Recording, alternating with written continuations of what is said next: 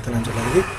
Mungkin kita untuk pertemuan ini kita hanya membahas tentang ini saya dulu, topik yang tentang tahapan penulisan. Jadi alasan ini yang kita tulis di latar belakang, gitu ya. Kenapa kita harus meneliti ini? Se-urgent apa sih? Atau sepenting apa gitu? Dampaknya seperti apa sih ke masyarakat gitu? Banyak kan penelitian dilakukan kan karena ada dampaknya ke masyarakat umum. Ya. Ada berpengaruh terhadap masyarakat umum gitu ya. Jadi di latar belakang itu akan ditulis alasan kenapa kita memilih topik atau kenapa kita mengangkat topik tersebut untuk diteliti, dan nanti hasilnya akan berpengaruh untuk masyarakat umum gitu, atau orang di sekitar itu atau masyarakat luas gitu. Yang kedelapan itu menyatakan perlunya diselidiki masalah menurut kepentingan umum. Ini kepentingan umum ya, saya bicara tadi. Alasannya kenapa? Terus yang kedelapan ini menyatakan perlunya diselidiki. Jadi ada permasalahan yang diteliti oleh WHO tentang COVID. Banyak peneliti yang meneliti tentang sumber awal mulanya si COVID ini sebenarnya kena diselidiki.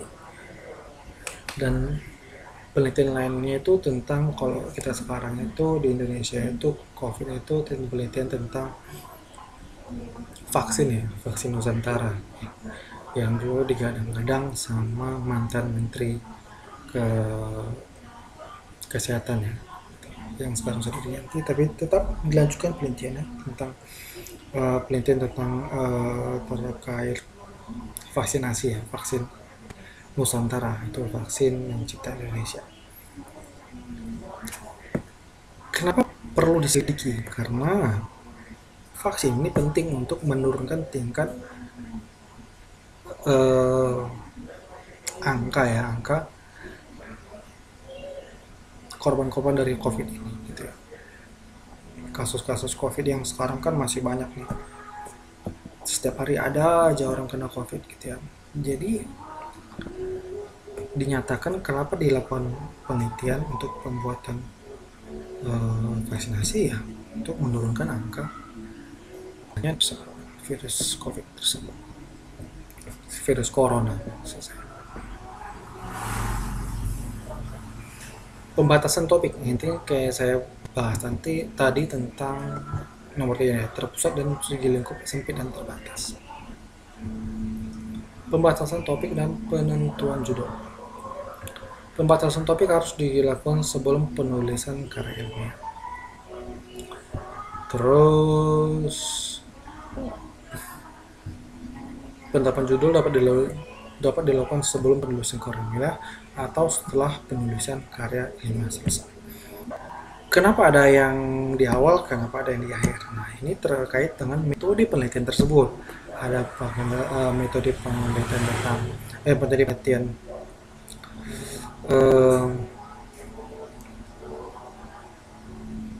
sebentar saya lupa.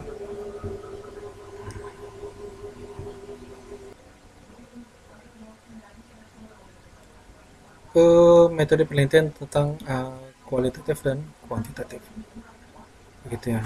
Jadi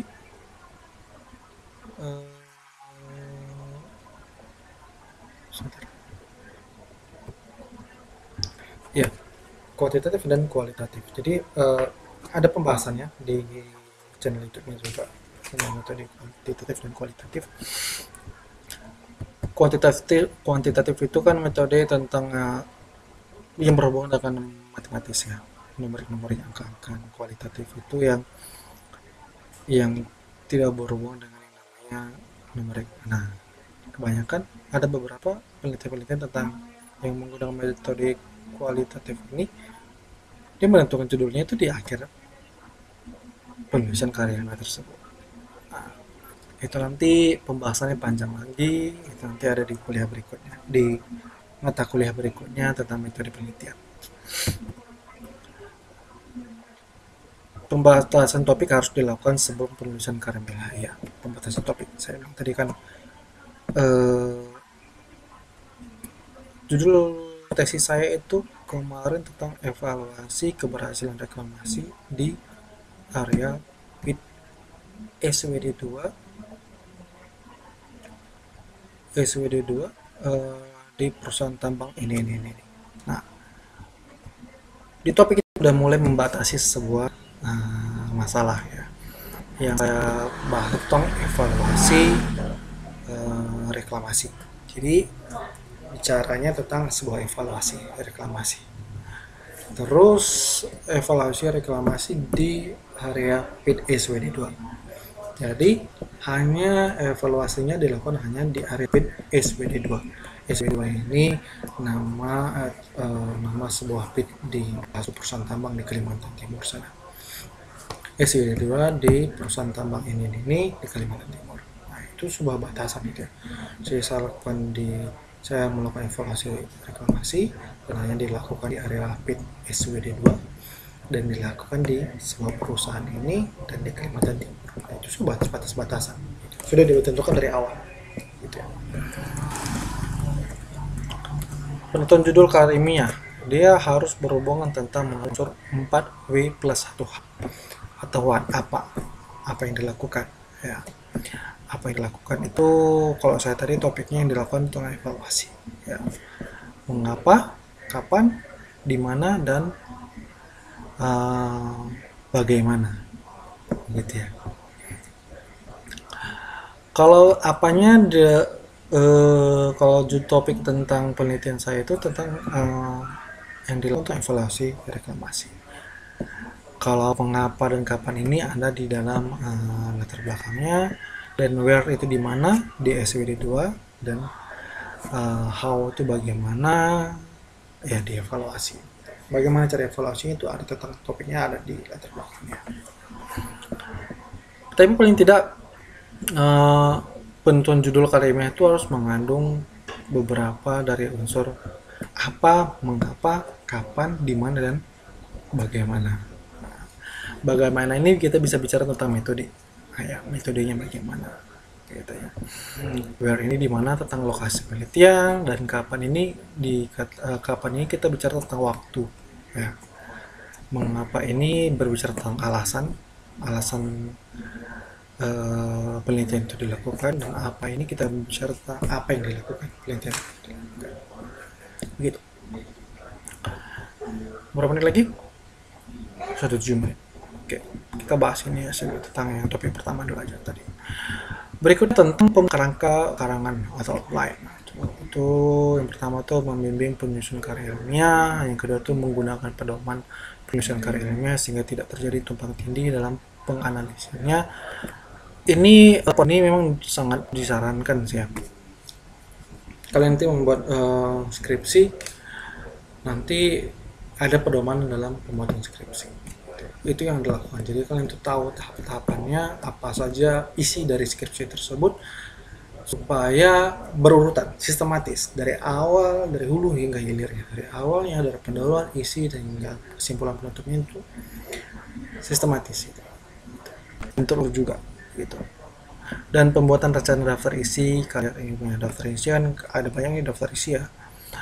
Yang namanya kerangka juga kita bicara tentang daftar isi dari daftar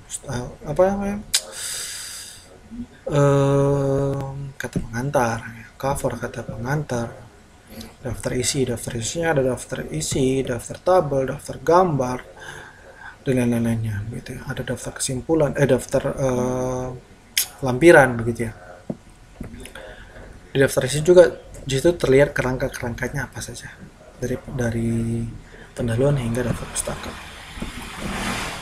Memang susunan secara umum, secara garis besarnya itu adalah tentang pendahuluan, pembahasan, pengantar ke bagian inti, pokok pembahasan. Pokok pembahasan itu ini pendahuluan untuk pengantar untuk ke pokok pembahasan. Terus masuk ke pokok pembahasan itu kita bicara tentang sajian atau gagasan pokok yang ingin disampaikan, terdiri beberapa bab dan subtopik gitu ya. Dan penutup itu kesimpulan. pokok pembahasan serta rekomendasi penulis tentang